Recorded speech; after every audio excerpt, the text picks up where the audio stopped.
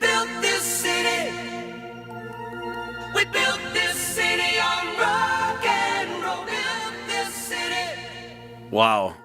I must say that I loved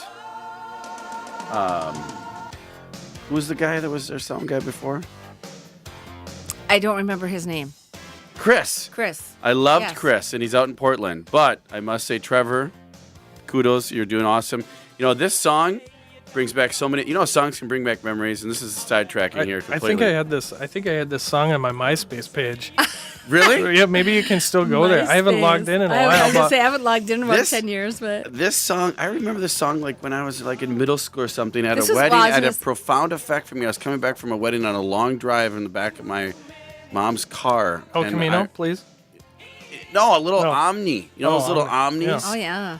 Little, you know, hatchbacks or whatever they were. But anyway, awesome song. I love this song. So we built this city. So, and that's what Nick is trying to do here. Nick Spalding with Kraft Homes. Stephanie Havel with Wells Fargo. I'm Jason Stockwell with Remax Results. This is the Stockwell Rocher Show. We're on every Sunday, 10 a.m. here on AM 1280, The Patriot. Today's the last day of the Parade of Homes. Get out there, check it out. And we've been giving you tips, ideas, and things that you need to know when you're building new construction. None of our talking here will compete or compare with a one-on-one dialogue or conversation with questions. So we are all professionals, all three of us. We're all more than willing and would be honored and grateful to help you answer any questions you have. So feel free to call us or reach out to us anytime you'd like via Facebook, email, text, whatever it is. We're happy to help. So we are talking about tips on what are things you must have in your home when you're building new construction. One thing I would say is it doesn't hurt to also consult with or talk to an agent if you're building a new home, because especially one that knows new construction and understands new construction, because we can help you. Also work with a lender that knows and understands new construction. It's a whole different animal. It's not the same as just refinancing your house or buying the house next door. It can be completely different, right, Stephanie? Well, absolutely. And I was just going to say, definitely, give me a call. My number is 612-940-7335. But we have people designated on our team to deal with new construction. That's all they do, and that's their. They understand the processes. They understand work order changes, builder occupancy, permits, all that kind of good stuff. So, there's a lot of good loan officers, but if they don't know new construction, then you probably should, ask to get referred to somebody that does. And I've got several great people on my team that know the financing and understand the process very well. So, and the other part about building a home is, the builder. So Nick, who worked for a national builder, his dad was a builder or construction builder. Yeah, right? exterior contractor. Exterior contractor, and then Nick worked with the builder, contracted and built and project managed dozens and dozens and homes, and then started his own business. And that's something that, if you are building or going into building a new home, you, like me or like many others, when you start out, don't know what you don't know. You don't know anything. right. So you need someone that is going to be able to say, hey, and take the time, right? And have the knowledge to share with you and give you the time. And everybody's busy right now. The market's busy. The real estate market's busy. Building the new construction homes are busy. But that doesn't mean that you shouldn't be able to get your questions answered or asked and be afraid. I hate to hear, I hear that all the time. Like, Right. I was intimidated. I didn't. In a real estate transaction, someone says, oh, well, I didn't want to ask that because I just know that everybody was busy and I didn't want to. It's like, no. It's your, stand up. You're the one spending the money. You're the one who's paying for it. Well, and it's such a big decision and investment.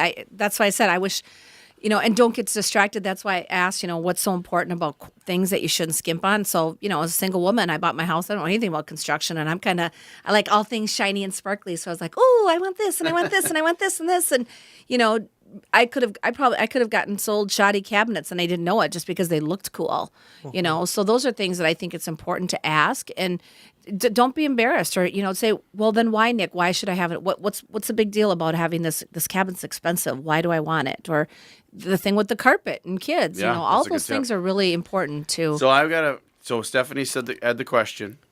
and this is the fun part. And, Katie, I love you, and we're married, and it's been great, 6 years. But we do things differently. We want different things when we buy anything or shop for anything.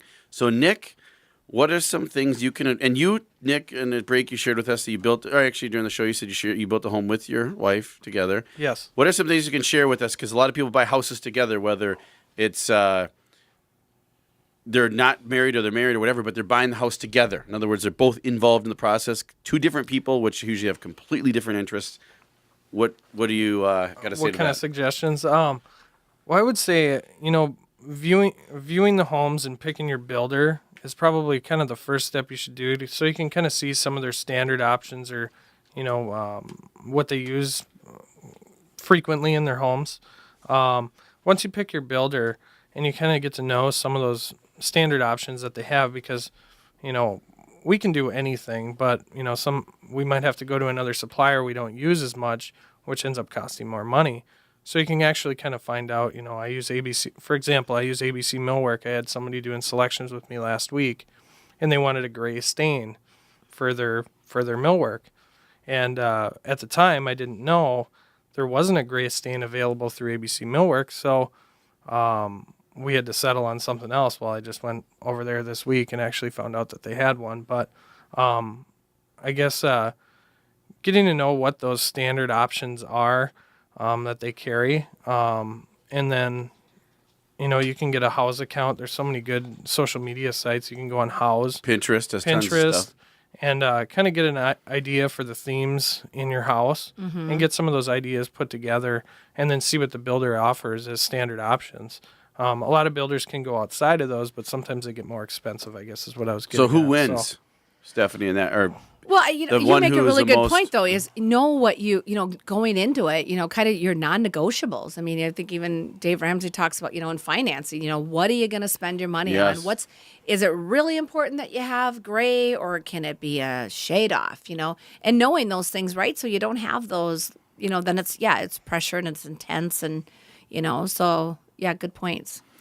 Well, what I've found in my experience with buyers is that a lot of times the initial budget gets just straight up blown out of the water. Blown out of the water. I mean, My doctor's he's 120,000 over budget.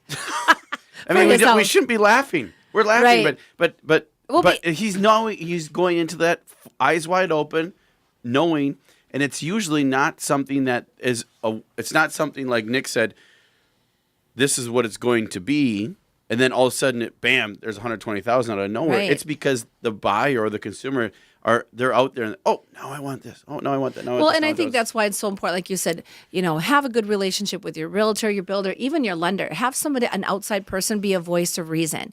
You know, from the lending perspective. Okay, I'm just letting you know this is your max loan amount. You cannot borrow any more money.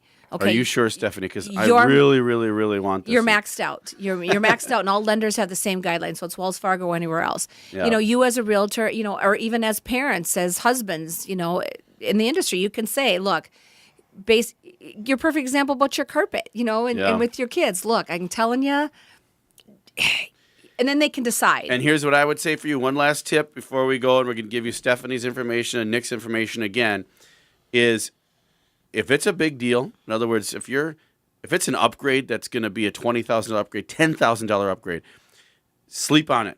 Sleep on it, think about it, and maybe Research. sleep on it for 2 days, and then research and make your decision. Unless you wait until the last minute, your decision isn't going to affect and slow ask. down things. Just ask your questions, even if it's 3 times. Just ask your agent, your builder. Your So lender. that's new construction. Nick Spalding, Craft Homes, crafthomesmn.com, crafthomesmn.com. Stephanie Havel. Yep, Stephanie Havel with Wells Fargo. You can stephaniehavel.com or 612-940-7335. Thanks so much for being here, folks. You can check us out on YouTube and Facebook. I'm Jason Stockwell. Remember, love yourself and love others. Have a great week.